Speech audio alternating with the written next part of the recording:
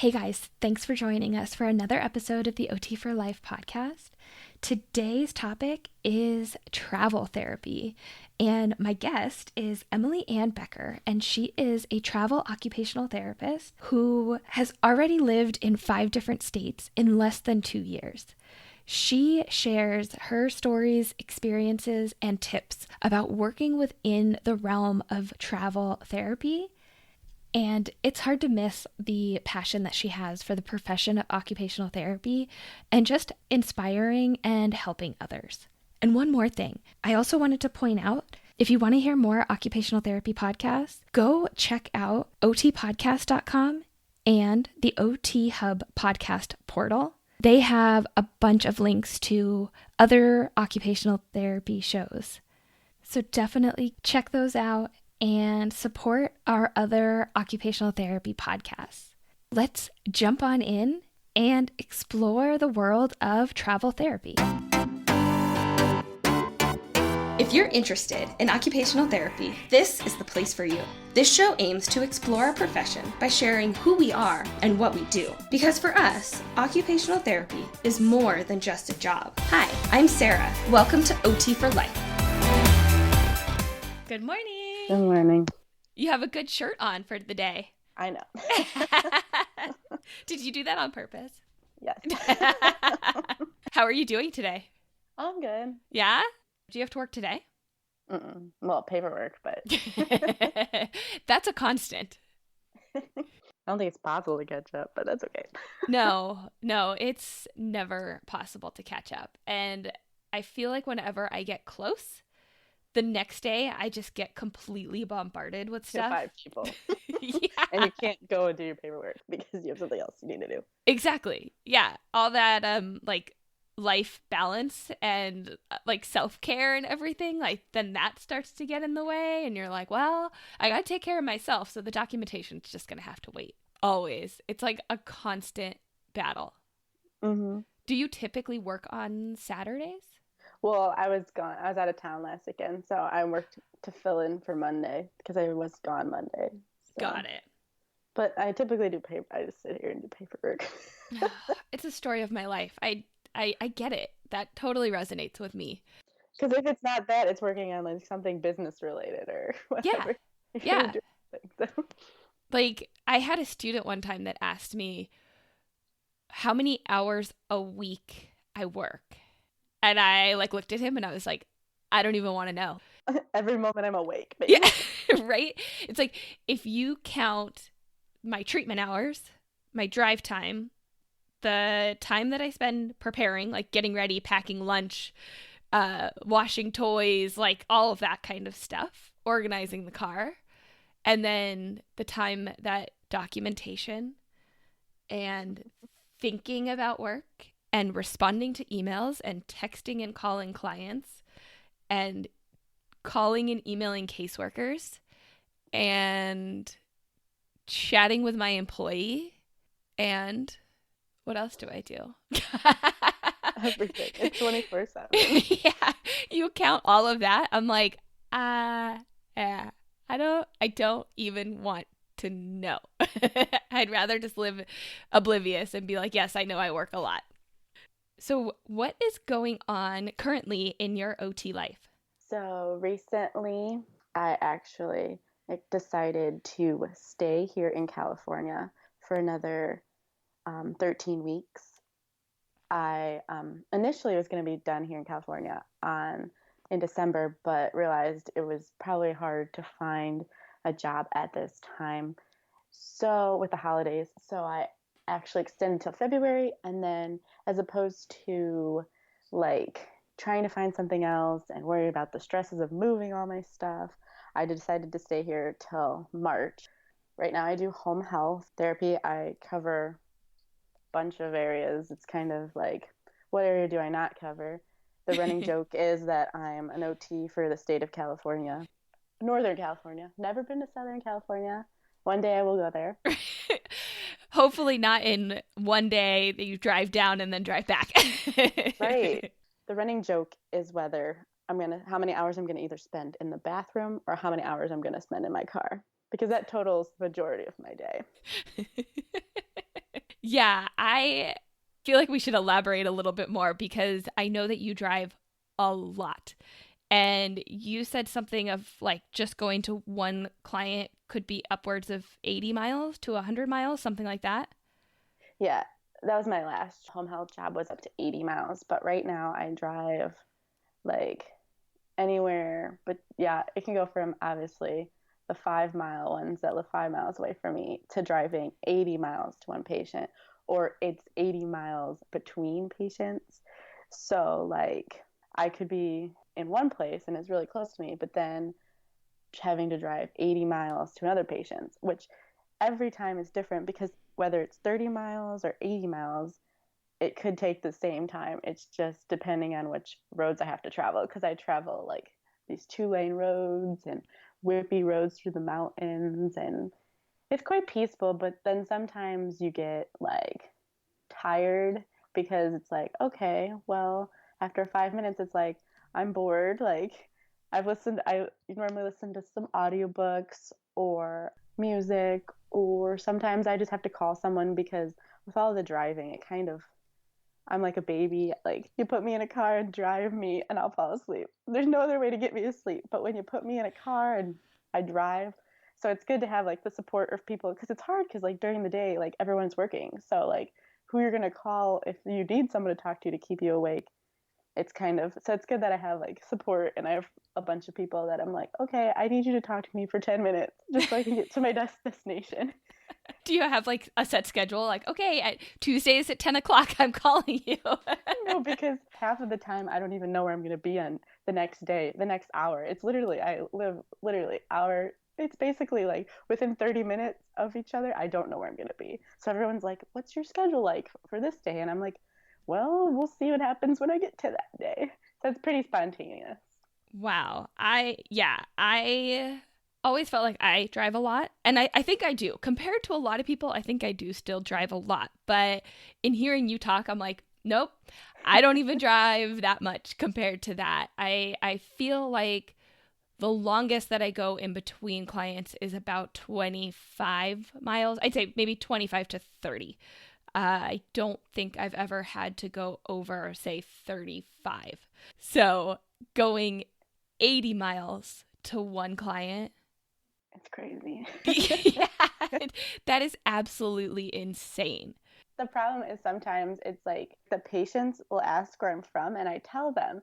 And then it's like I don't mind the driving and I love doing it, but it has to be sort of logical, and most of the time it's not, which means it goes with me being very spontaneous, and that's something that in the past like year has been one of my biggest things, to be more spontaneous, because doing home health or being an OT just in general, you have to be like on your feet, like think on your feet most of the time. But like as a travel therapist, I don't know where I'm going to be. I don't know when people are like, okay, how are the prospects on your next assignment? Like, where you're going to be? I don't know. Like, it's spontaneous, and I'm a planner, so it's really hard being a planner that you don't know where you're going to be. You don't know where you're going to be in an hour. You don't know where you're going to be in a day. You don't know where you're going to be in a month. Like, it's hard for a planner. So it's taught me as a travel therapist to be more spontaneous and more being like, okay, just go with the flow. Like, that's the biggest lesson it's taught me as being a travel therapist, is because you don't know what's going to happen. You don't know when you're going to get the next job. And that's hard for a majority of people to be like, okay, well, I need to know, oh, I have a job, I have this lined up, whatever. But like a lot of it's like, it's going to fall into place and everything falls into place. I think that's really interesting because when you were first talking, I was like, yeah, well, day to day, hour to hour, like that's got to be really difficult. But it's not even just that. It's actually like placement to placement or rotation to rotation. So every 13 weeks, it's kind of or not even, because you're planning before that. So it's almost like every couple of weeks or so, you're thinking ahead of, okay, where am I going to be next rotation? And then you don't know if you're going to get the job or not get the job, or that you put all this money into something. Like I had, I started my travel OT in June of 2017, and I'm from Illinois, so I drove out to South Carolina, and I was their only OT there. This was my very first job out of school. I was their only OT. I drove an hour each way between buildings because I lived downtown. And I was the supervisor for 2 buildings. First job ever, just thrown into it. And then I had a little bit of a break because they were looking for jobs. And I think at that point, I was licensed, I don't know, currently I'm licensed in 6 states. I think I was around licensed in that many at that time too. And they were looking for something. And they're like, how about Missouri? Because I was living in Missouri before I started when I was doing my clinicals. And I had like basically the job, like they wanted me. But in Missouri, there's a specific law that you have to supervise or you have to be an OT for a year before you can supervise. And I was like, well, that stinks because I had just basically been supervising everybody. And now in Missouri, their law is you can't supervise unless you've been an OT for a year. So then the drawing board was the next day or a couple days after that. They're like, what about Arkansas? And I was like, oh, that it doesn't sound very glamorous, but I mean, it's a job that sure, I'll take it. Skilled nursing facility in Arkansas. It's 13 weeks, right? So if you hate it, you leave. Yeah. So I had sent out for my license for Arkansas. And okay, so wait. Right now we have Illinois, South Carolina, and Arkansas. Illinois is where I live. I've never worked in Illinois. Oh, okay. So you weren't licensed in Illinois. No, I've never been licensed in Illinois. That's hysterical. I don't want to be. I like in my mind, I would have just assumed that Illinois would have been the first one. Nope. I have Missouri, but not Illinois. Okay, so South Carolina, Missouri, and Arkansas. Yes. Okay. But my Arkansas currently isn't active, but that's... But at the time of this story, you had at least those 3 going on. Yeah. Okay. So I had this job in Arkansas, and it was all good. They were excited. I had sent out my stuff for the license. Like, it was a quick license. It was going to be fast. The next day, after I had sent everything, they're like, our census is low, so we can't take you. And I'm just like, are you kidding me? Like, now what do I do? So I was obviously a little disappointed. And then I was like, okay, back to the drawing board. So I was just doing whatever, living in Missouri. And then by the end of that week, I can't remember like the exact details, but by the end of that week, they're like, what about Reno, Nevada? And I was like, sure, why not? So I literally had, I think it was like 10 days to get from Missouri to Reno, Nevada, and find a place to live and pack up everything and get there. So that was the biggest one that was kind of like very spontaneous, because it's like, okay, I've been sitting here, and sometimes there's a lot of, with travel therapy, it's too like you get the opportunity to work in a variety of different settings, but a lot of the times there's going to be like the basic ones. There's going to be skilled nursing facilities, and those are very common. I've worked in a couple skilled nursing facilities, and that's not my niche and where I like working the most. So I like right now love doing the home health, and I'm trying to get like a pediatric job or a neuro placement so I can work with like brain injuries and spinal cords. And it's nice because when you do home health, or even if you work in a skilled nursing facility, you get to see everybody basically. You get to have those experiences, and you get to find out what your niche is. So, out of curiosity, it sounds like, and correct me if I'm wrong, but it sounds like a majority of the placements would be with adults or older adults within like the travel therapy setting. Or is it just, would you say that's just been kind of your experience and there are pediatric jobs, but maybe just not as many? I think I would agree with that. There are pediatric jobs out there, but there's not many. And then obviously those are going to get taken because that's a high market thing, I feel like. But that's the thing. So like there was, right after I'd taken a job in, where was it? Oregon. After I'd left Oregon, and then I came back to California, I got a listing for a bunch of pediatric jobs, and I was like, oh, that would have been nice to know about. It's kind of tricky because, again, a lot of it is like within 2 weeks of your last day or contract with a facility, there could be a job, and then there couldn't be a job, a pediatric job. Like, it's a rare thing. It's what's available at that specific time you're done. and you can't really plan for it. Yeah, it sounds like it's timing. Like timing is everything, and that everything pretty much has to line up. Otherwise, it's not a potential. If your job doesn't finish in time, or I guess if you wanted to sit around for 3 months not working and just wait for one to pop up, but you never know. It could be 3 months, it could be 2 days, it could be 2 years. There's really never like a telltale sign of when a pediatric job or any job that you are desiring to do could pop up at that moment. And then the other kind of factor is that it could be you could be in Oregon and it could be in Florida, and you then have to get across the country to get to that job. And that a big good example of that was when I worked in Oregon. Like I was there, I didn't actually end up staying because it just wasn't the right fit. So I was off for almost 4 weeks, and at that point I think I was licensed in 6 states, and it was really hard to find something.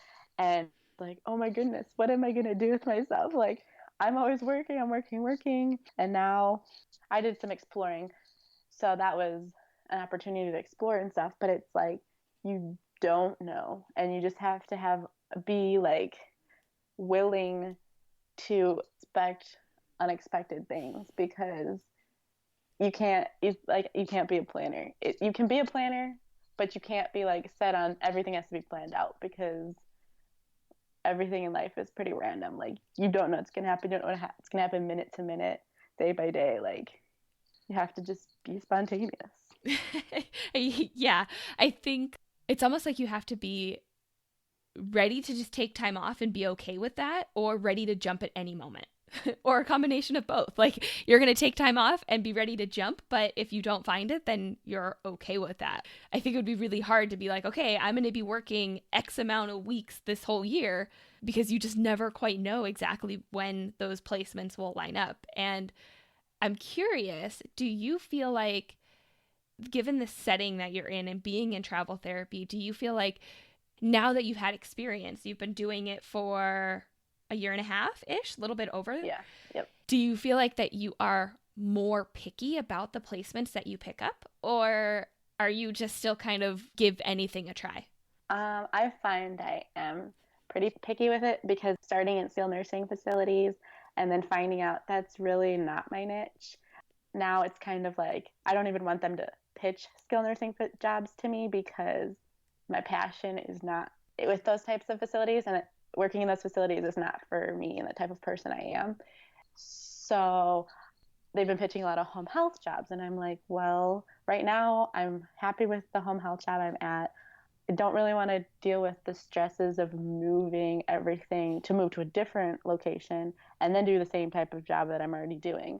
So yeah, you start to become picky towards things, but it's not necessarily a bad thing. It's more like you get to discover yourself and figure out what it is you like, because coming out of OT school, I mean, you have your classes, you have your thing, and going through OT school, you say, I want to be a pediatric therapist, I want to be pediatrics, and then you go out and say you took a pediatric job as your first job, and you realize, this is not for me, it doesn't work.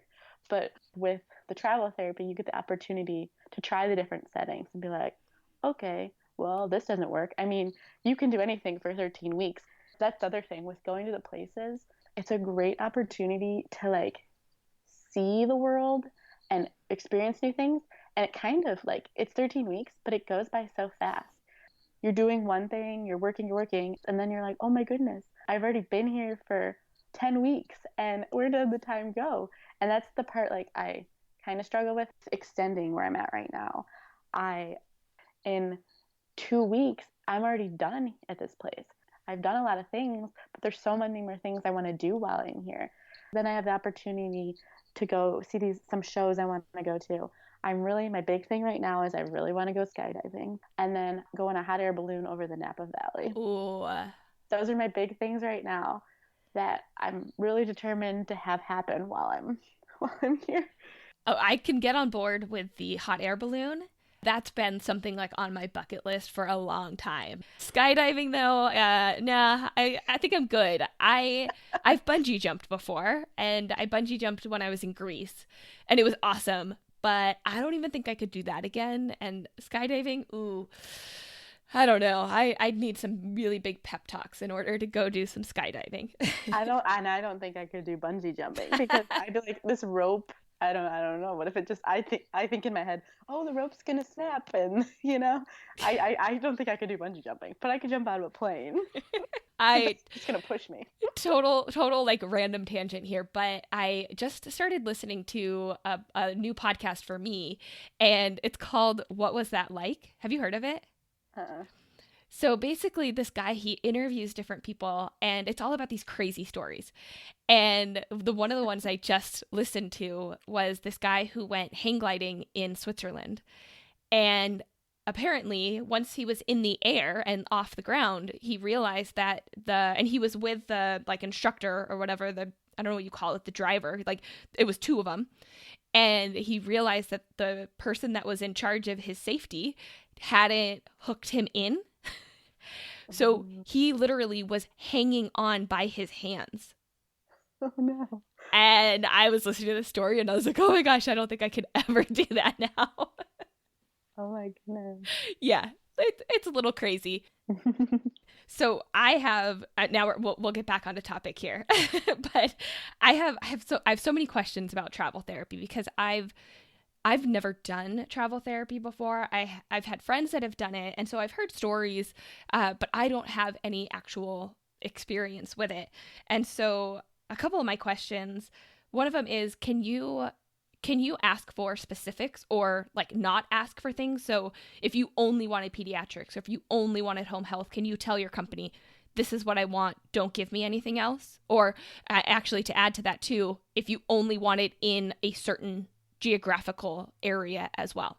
To answer your question simply, yes, you can. Okay. To give a more detailed answer, it narrows your possibilities. And if that's how you want to do it, then you're more likely going to have a lot of time, unless you want to be in a skilled nursing facility, because those are everywhere. You're going to have a longer time between contracts, or you're going to have to stay at your contract longer, because if you're very picky about it, it limits your opportunities.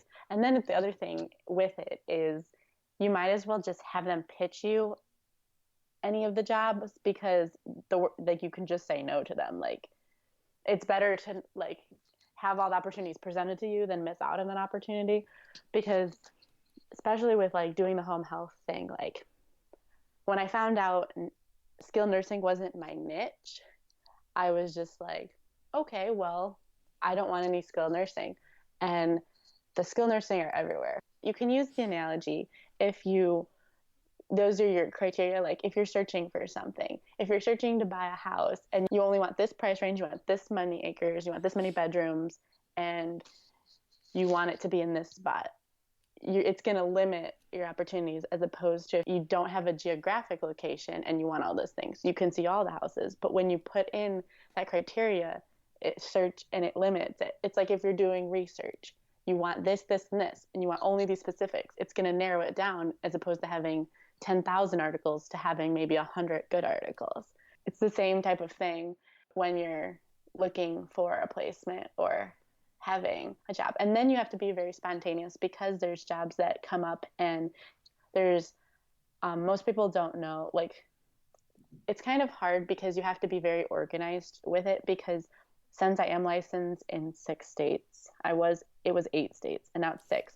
I have my Excel sheet, like this is when this one expires, this is my number for this one, this is how much continuing education you need, and you have to be very organized with it. So then there's like the quick license, and those always the question is like, oh, this pediatric job came up, and how long does it take to get a license in that state? So like the thing with Nevada, that one was I think it was less than 2 weeks. Yeah, because I didn't have it, and then I was almost on my way there before I actually had it. So that's the other thing too. It's like you may be like, okay, I have these licenses and looking in these states, but then it's like, oh, this opportunity comes up in such and such state, and it's like, oh, their license takes like a week to get. Sure, why not? I'd love to do that. Like, and then you're also competing with other people. So it's like, do they already have the license? Or I've lost some placement opportunities because, oh, they're going to take a permanent person over a traveler. And that's the other thing. you have to be very, again, it's random because I was at a place and one day I had, what, Tuesdays and Wednesdays off. On Tuesday, they wanted to extend me for like a couple more months. And then the next day, on my next day, they're like, oh, we can only extend you for 2 more weeks. So you can say it's stressful, but the opportunities of that totally outweigh it. Like the worst part about being a travel therapist is, again, not knowing where you're going to go and making sure you have what you need and making it fit in your car and getting to the locations and finding housing. Those are the three things that are very, very hard about being a travel therapist. But the opportunities that you have to just see the world and see different things, like I'm from a small cornfield country town, know that no one, even people that live 30 miles from it, haven't even heard of it. It's small and there's nothing. And to see like the opportunities that I never thought I'd live in California. Like there's a whole world out there. There's a whole bunch of things to see and different experiences to be had. So I've been given the opportunity, like my first job, like, yes, this was in South Carolina. I had to drive an hour to work each day, both ways, but I lived like 100 feet from the Capitol. It was amazing. And then I've lived in Reno, Nevada. Then I went to Sacramento. So I lived right downtown. So like I got to bike places and it was nice. Then I went to Portland, and so I was like, most of the people don't even get to see all these places or let alone live in these places. Like I can say in less than 2 years, I've lived in 5 states, California twice, but I count it as another state. But Yeah, that's I lived okay. in 5 states. And it was funny because a couple weeks ago, I was renewing my Colorado license. And on their license process, it asks you to list phone numbers, addresses, everything about all the facilities you've worked at. And I was like, oh my goodness, this is crazy. I've worked at 7 different facilities, 5 different jobs.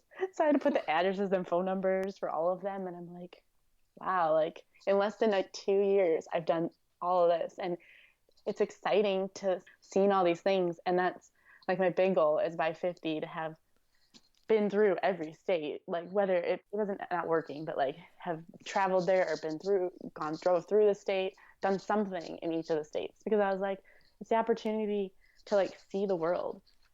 So I want to discuss a little bit more about moving and housing and licensing and how that actually looks. Does the company that you're employed with, do they help you with the licensing procedure, with moving, and with finding housing? Not really. You get per diem money, so you get untaxed money each week for housing and food. But most of the time, no, you're finding your own housing, and it's sometimes very stressful for housing because places to find a 3-month lease is quite challenging. And then when you do a 3-month lease and you end up staying longer, that doesn't mean your place is going to be available. Like I had an experience with that in South Carolina. Like that was my first job and I actually had my own place, was renting furniture, 3 months, but I decided to stay there longer. So then I basically, there was one day I was actually at work and I'm like, when I go home, I don't have a place to go. Like my lease is up. I don't have anything. So I ended up having to do like an Airbnb thing for a little bit, which is really hard when you have all of your stuff you own in your car, like Mm-hmm. packing everything up in your car. And then you kind of have to leave it there because you don't know how long you're going to be at that Airbnb before you have to go to another one because of scheduling and different things. So the housing is the worst part. So a lot of what I've done and the ways I found my housing is a lot of on Facebook, like the marketplace. It's kind of scary though. Again, like especially if you're traveling by yourself, you don't know these people and there's a lot of scams out there and it's scary. So like because people are like, now you have the big thing in your head with Craigslist, like you're scared because of all the things that have happened. You have to be very open to a lot of things because you don't know what's going to happen. And that's my new motto with how I live each day, kind of. It's like, I don't want to miss out on opportunities. I'm going to do random things like when I was in Oregon at 10 o'clock at night, I drove to the ocean. Like, I'm going to do spontaneous things Because you could. because you can, and you never know when you're going to miss. You don't want to miss out on an opportunity where you could meet someone that could help you grow in some way. You develop friendships. You are at a specific location when a specific event happens. Like when I did live in South Carolina, that was when the eclipse happened. So, and when in South Carolina, that was full totality. So it went completely dark. So I was at the state capitol laying on the grass and I got to see the eclipse. That's really cool. And yeah, I just like, as you talk, I reflect more and more on the opportunities, but also kind of, it can be a little like stressful. It can be a little like unnerving of having to move to a new place, having to find a place to live, whether you are like renting from somebody or living in somebody's room or something like that. And so it's like new places, new people. You don't know where within the city or the town, like where are the good places to live. And it's like all of these, I feel like I've comprehended the big idea of travel therapy for so long, but I never really went into detail. And as you're talking, I'm like, oh yeah, I never thought about that. Like I always thought, oh yeah, like you'll go to a new place, you'll get to see some new things, and you'll meet some cool coworkers and some cool patients. But I never really thought about when you're not working, like what that actually does for your life of meeting the people that you're renting from or at the local coffee shops or like wherever you are, that kind of added opportunity for things to happen. That's really cool.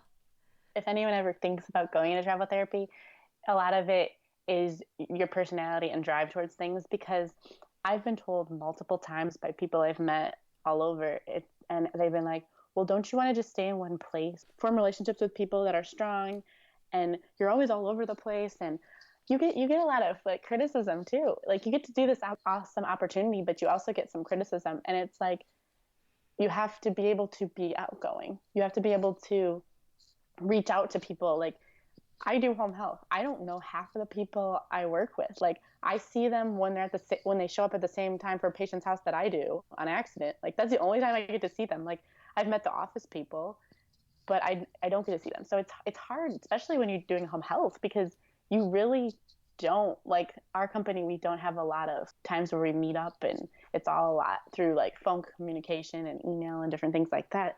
So you have to be able to be outgoing and form the relationships, and it's based on what lifestyle you want to have.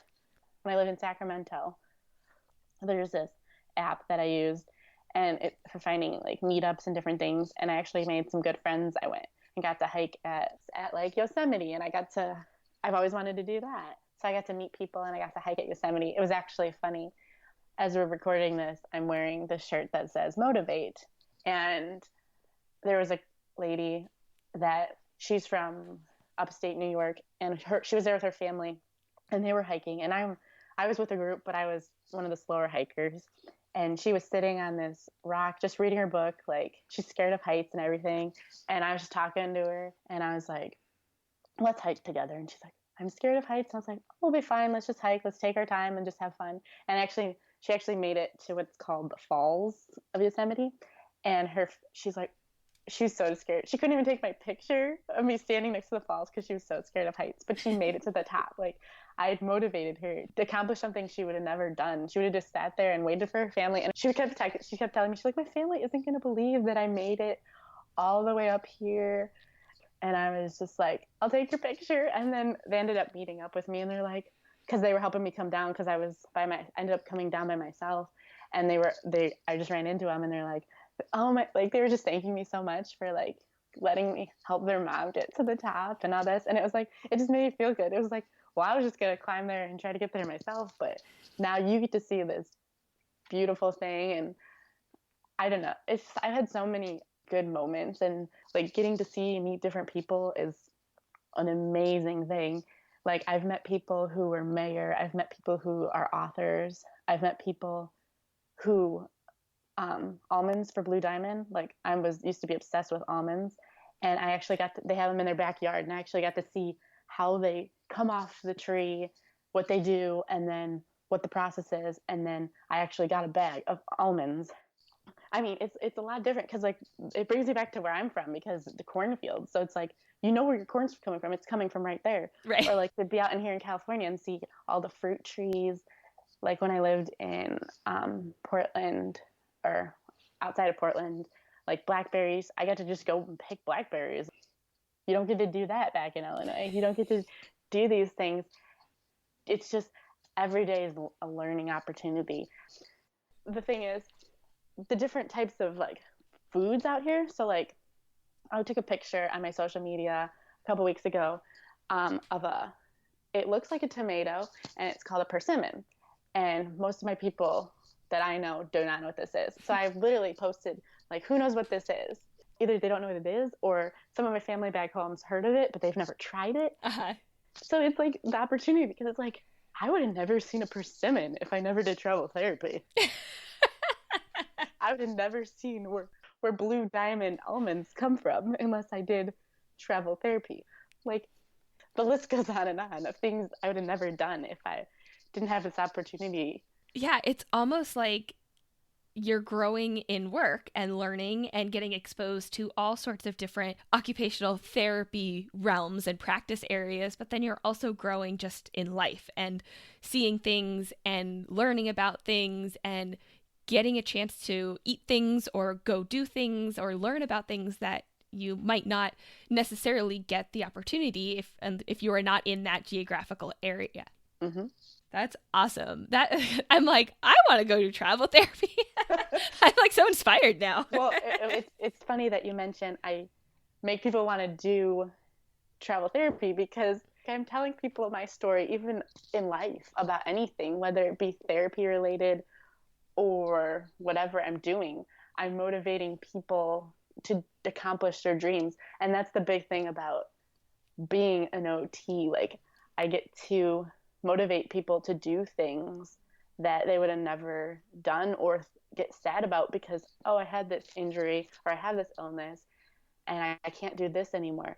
But you can do so much, and there's so much you can still do. And it's kind of disheartening because there are other healthcare professionals that don't care, and it makes me sick. I was like, why would you go into something like this if you don't care? Like, patients have told me stories that, like, patients can really open up to me and tell me about their lives, and they've told me things that it breaks my heart. Like, someone did that to you, or someone treated you that way, or it just makes me want to help this world so much more and to change it. Like, I'm on the side of doing the OT, I'm wanting to do my own creative consulting to help motivate people to accomplish their dreams, to start their own businesses, and just giving them that first step.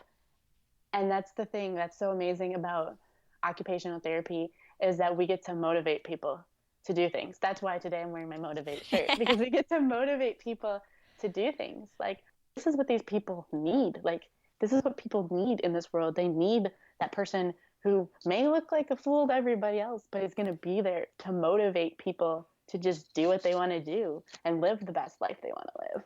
And I feel like, too, the people that are going to be motivated by your words and by your actions, they're going to think about that. It's going to resonate with them, and they're going to push through and do something with it. And like, that's just kind of something that I've realized over the years of, like, I'm not going to be able to help everybody, and not everybody's going to want the help from me.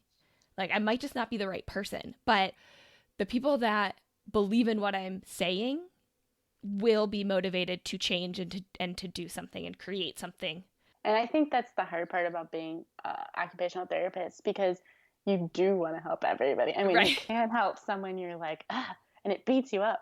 But one of the big things that I was taught is your hula hoop. You have to protect what's in your hula hoop before you can help people outside your hula hoop. And you can only take on so much. Where in the perfect ideal world, you want to help everybody, you physically can't. And that's something I struggle with. It's like, I really just want, nope, I have to do this, or I have to.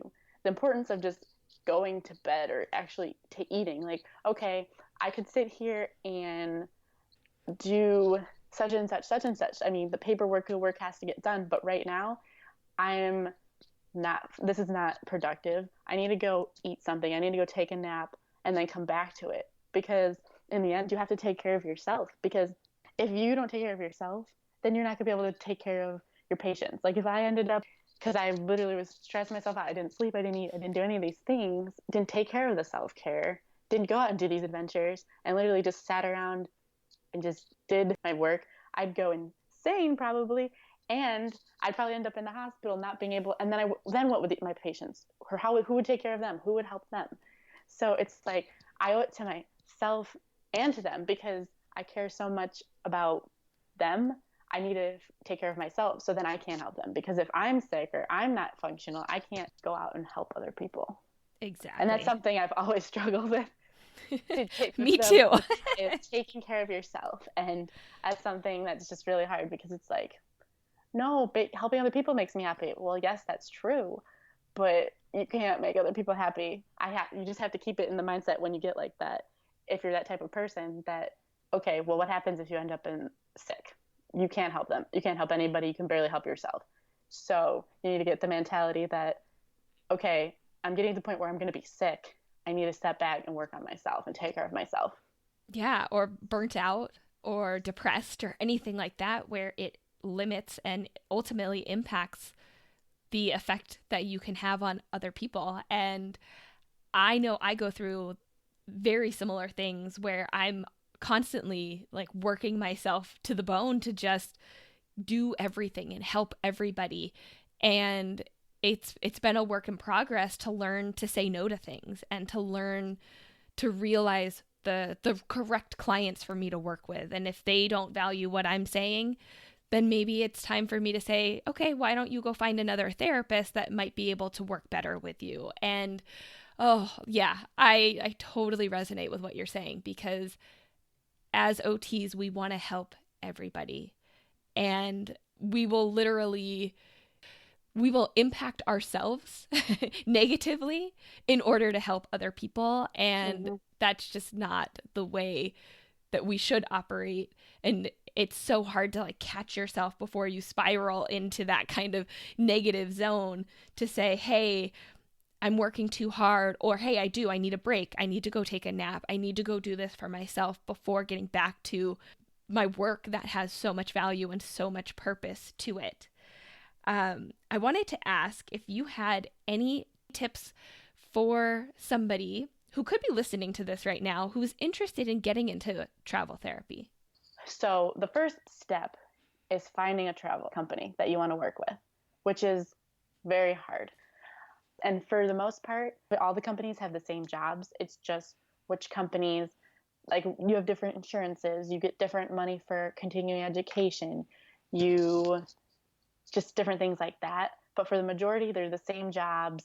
So that's the one thing across the board when picking them. It's like, for the most part, you're going to have the same jobs. So that's not a big factor. It's just which company you kind of jive with. So once you have picked the company you want to work with, then while that's going in process, you have in mind which states you want to work at or where you want to start. You have a starting place. Like, I want to start in the Midwest. I have these states. This is where I want to start with because my family lives such and such distance away. They're by me. I can still start traveling, whatever, but I have family and I'm not completely going all the way out. When you're living in Illinois and you're going all the way out to California, like me, completely all the way out there. But it's because, again, it's based on your personality. Like, I've talked to some people like, oh, I don't want to do travel therapy because I want to be by my family. You can see your family. You have time off. You can work in the areas closest to your family and then branch out. There's still opportunities. I like that you mentioned that, because even though it's classified as travel therapy, you can still get positions potentially within the city or the town that you live. Because I have a friend that went and was up in Northern California for a little bit, but is from Southern California and ended up picking up a placement in the city that he's from. And so I think it was like you just don't get your housing allowance, or like there was some like logistics to it, but that meant that he could still be in the area that he wanted to be in and still keep his quote unquote travel role, except he really wasn't traveling. So I'll better explain Okay. how that works. Yeah, because I don't know. Yeah, so you have what's called your tax home. So where you file your taxes, where that's your home. So my tax home is in Illinois, where my parents live. That's my tax home. So for taxes, anything I'm paying towards other states or while I'm temporarily living there, I'll end up getting back in my taxes. And then I'll have to pay Illinois taxes. Where I've never worked in Illinois and I really don't plan on it, I pay Illinois taxes because I'm an Illinois resident. Got it. With the housing money, how they give that, most companies, I'm pretty sure it's all of them, you have to be over 50 miles. Like your placement or where you're going to be has to be over 50 miles from your tax home. So okay. I could basically, there's where I live in the cornfield. So basically everything's 50 miles from where I live. But I could work at any of those places as long as it's 50 miles. I think that's across the board. Don't quote me on that, but that's from who I've talked to and worked with. You have to be over 50 miles from your tax home to be getting the housing money. For clarification, it's the facility, like where you're working, right? So you could be working 50 miles away but living at home, and that would still constitute as travel. Where you're working has to be 50 miles. Because right now, like, I mean, sometimes I drive 50 miles to one of my patients' house. Yeah, exactly. So I could be living there, and then it's still okay. Yeah. Okay. Yeah. That's how I understand it. Yeah, but I think it's good to highlight because like you could still be living at home and have a travel position. And I think a lot of people think like, oh, travel, you have to be going somewhere else. And yes, you can do that, but you don't necessarily have to if there is an opportunity in your hometown and you want to be there. Mm-hmm. Okay. Do you have any other tips? I mean, I feel like there's so much that's involved in getting into travel therapy and then continuing and being a part of it. And so what other tips that you have for somebody that might be looking into travel therapy? To be organized, have an Excel spreadsheet, especially if you do what I do and you're licensed in several states, because the worst part is you have to, when you get a new license, most of the states make you send verification from every state, whether you're active in that state or not active in that state. Oh, wow. You have to send verification to those states. So this is where it's been a challenge for me, because with the company I work for, they reimburse you everything you've put towards the license. So this is my second time in California, so I had to renew my California license, pay however much that was, but I had my receipts. So I worked here a second time for 5 weeks, and then they reimbursed all the money I put into it. So all the money I've paid to their state, I just have to keep the receipts. So right now, I don't know where all my Oregon receipts. So I still hopefully can find them and get reimbursed for my Oregon license, but you have to keep everything organized. So like the organization is the biggest thing, because you have to be organized with all the licenses and when everything ends, and keeping that in check is the biggest thing. Hold on. I want to jump into the organization part, because something you mentioned earlier was that you had to write down all the addresses that you had lived and where you had worked as well. So keeping track of where you've been, where you've lived, the places you've lived, and probably like a contact for like a landlord or somebody that was there, plus the facilities that you've worked at and potentially like a supervisor or somebody on site. And then all the state licenses and when they expire and when you have to renew, as well as then I think you also mentioned it earlier too, the continuing education piece too for each state license, and if they're different, and what constitutes as something that you can put towards one state might not work for another state. And so I can see where that organizational piece is massive. Like without that, so many things could kind of just slip through the cracks. Right. When it comes to housing, online is a big thing. The Facebook marketplace is go-to thing because there they're real people. You can see that they have a profile. Like you can communicate with them. You can do FaceTime, video chat, whatever it is. You can see who they are. You can see that type of stuff. So that's my big tip for the housing part. If you do go the route that you want your own place and you want like a lease, there are places that do 3-month leases, but you have to be very careful because again, if you say you really like the place and you want to stay there longer than 3 months, like my experience in South Carolina, okay, this place is no longer available in 3 months. Now I don't have a place to live. So you have to be very careful with it. Like I know a lot of people who do travel therapy and do that type of thing, or I know even people who have RVs and do that type of thing. I don't have much experience with that myself, but there are many different opportunities and ways you can get through the housing. It is stressful, but in the end, it all works out. Tips about, I didn't really mention this much, but when you're a travel therapist, packing is one of my stressful things. I want to be able to pack up my room or whatever in less than an hour. And now I realize I have too much stuff. And you collect and purchase a lot of things as you travel. So that was the other stressful part about me deciding whether to stay here or go to another location. It was, I really am stressed about packing up and making everything fit in my car, to be honest. So I met another travel PT, and she has her animal, and then she has 3 backpacks, and that's it. And I was like, man, I wish that's what I had. Like, because again, you don't like. I'm spending more time either if I'm not sitting doing my work, I'm spending time out exploring. Mm-hmm. So I don't need any fancy things with me. Like I have a machine because I do some craft projects with me. So the big tip for packing is only bring what you're going to need, because you're either going to be spending most of your time either doing paperwork or you're going to spend it out exploring the area, seeing new things, having new adventures. So you don't really need a lot of stuff. And I've realized that I have more stuff than I need. And it's kind of stressful, the packing of it up, because again, like if it's going to be spontaneous, we're going to have to go this place from this place to this place. Packing, it's been the worst thing. One of my worst experiences with travel therapy is making everything fit in my car and being able to see and unpack it and know where everything is.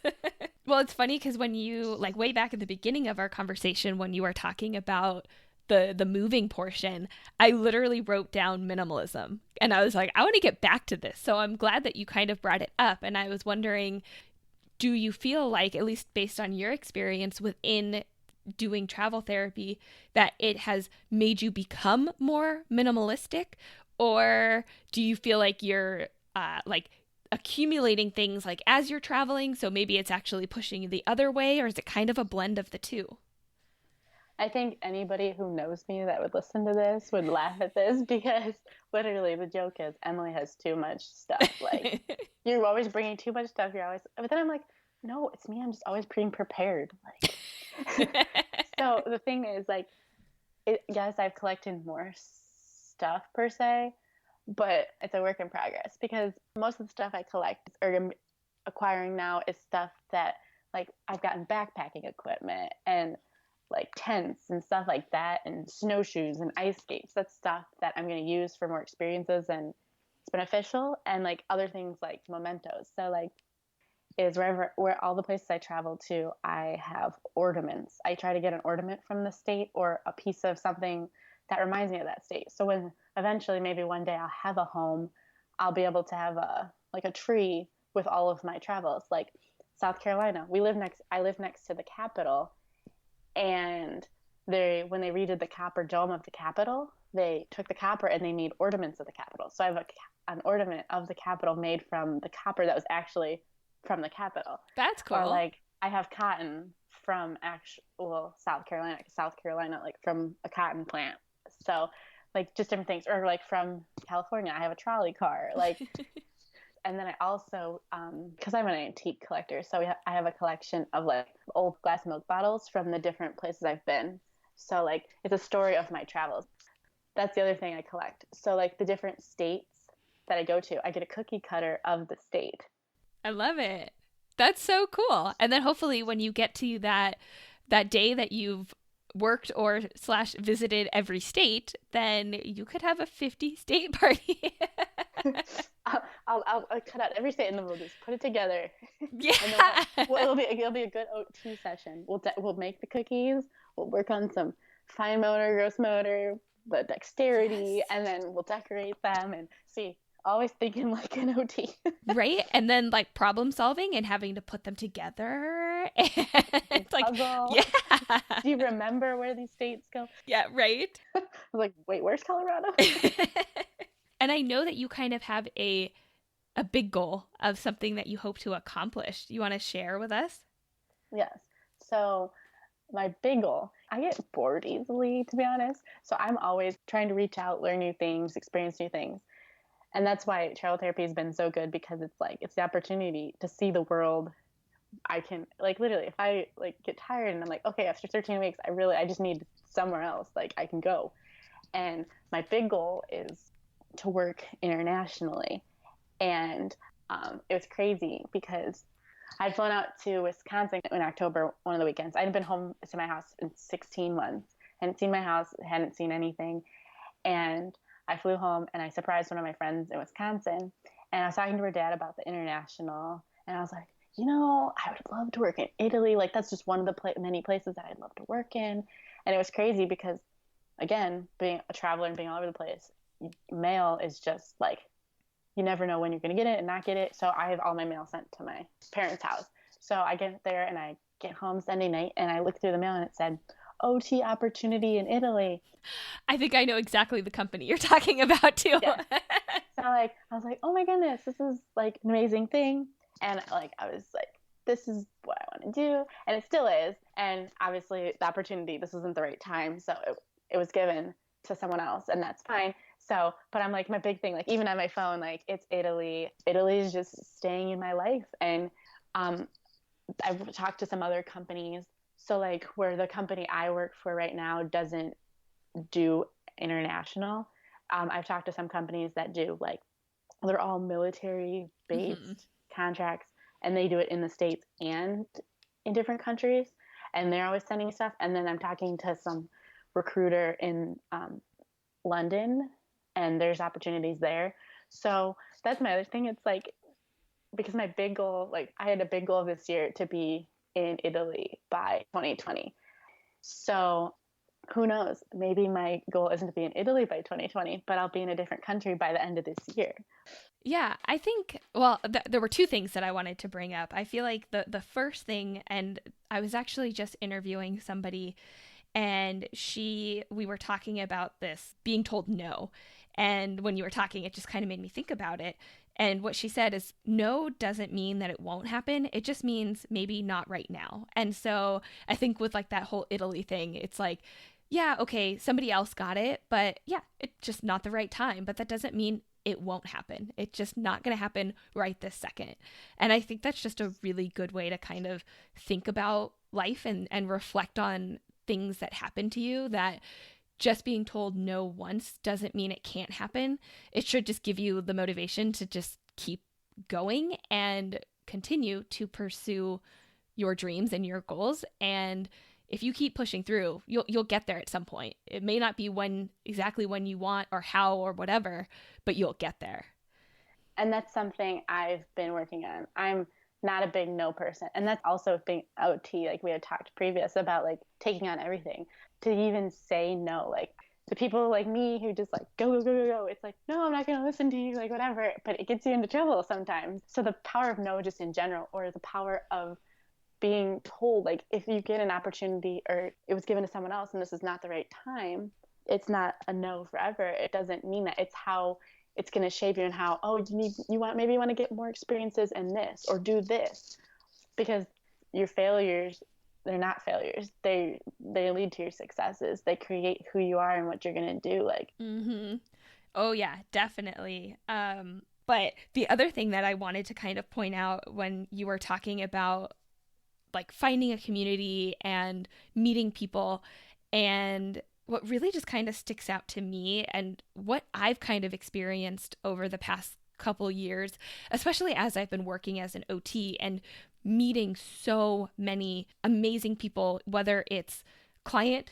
that I'm working with, or coworkers, supervisors, that type of stuff, or just other practitioners or students like at conferences. And what I've really realized is sometimes just meeting somebody once, and even if it's like super brief, you might spend 10 or 15 minutes just chatting with this person, all of a sudden those can turn into long lasting friendships. And I am seeing that more and more these days, where I just have a chance encounter with somebody, say at AOTA conference. For instance, here's a perfect example. I met up with somebody. We had connected through a Facebook group, and we decided to meet up during conference. I think we chatted for maybe 10 to 15 minutes. And now we get together via Skype because she lives in New York. We get together once a month and do like a little mastermind meeting. And we have stayed in contact this entire time since last April.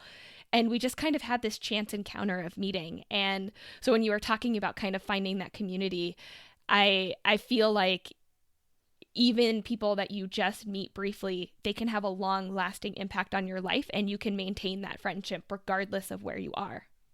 And I completely agree with that, because again, like finding people and communicating with people, like that's my thing. It's kind of funny because my other like niche, like how I was talking about earlier about my creative consulting that I want to start, I see businesses and I see things and people. I see people's dollar signs, and they may not see it in themselves, but I see when I look at them or they tell me about their passion, I see dollar signs.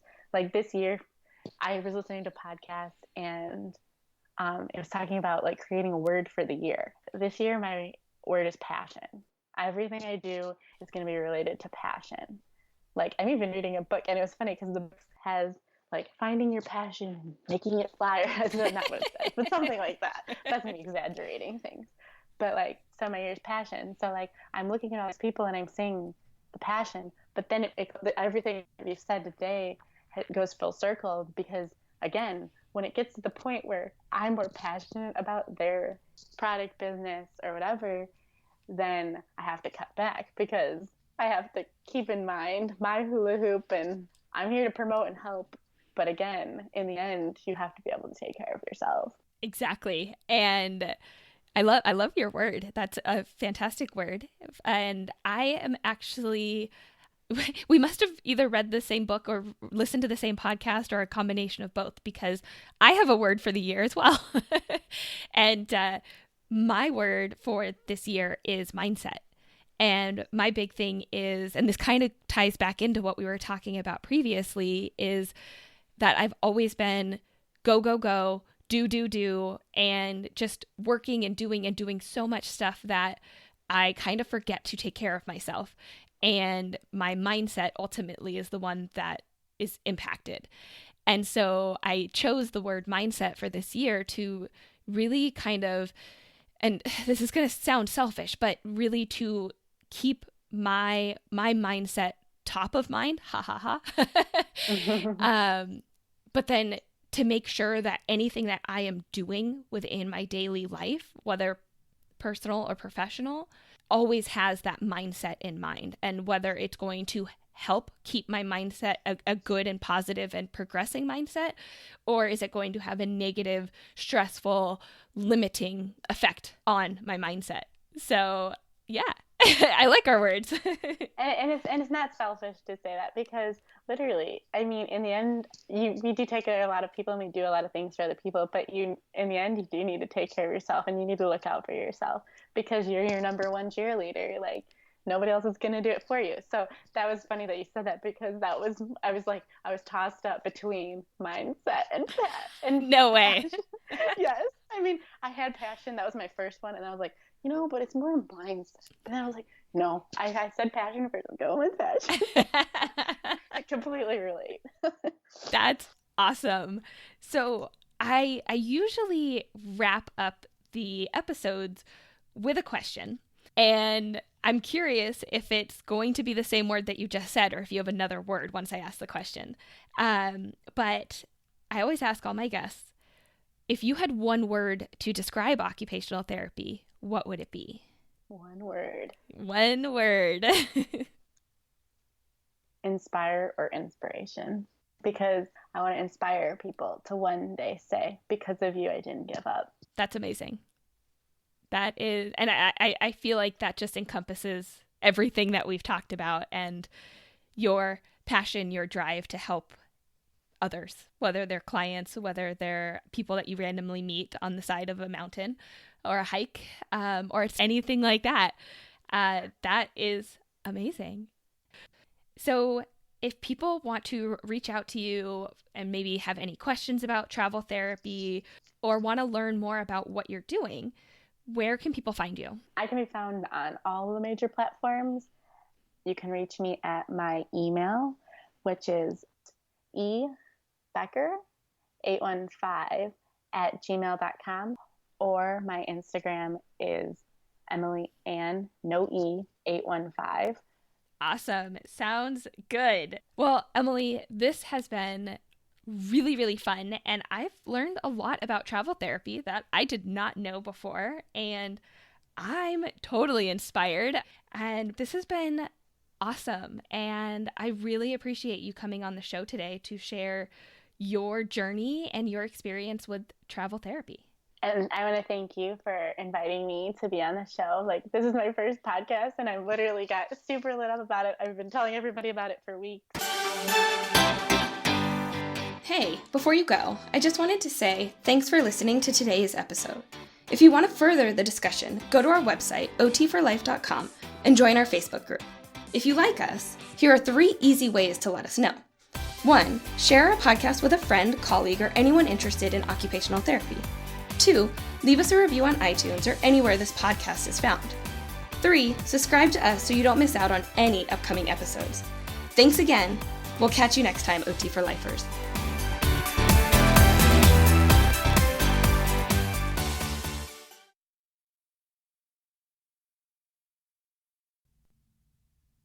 And that's the thing.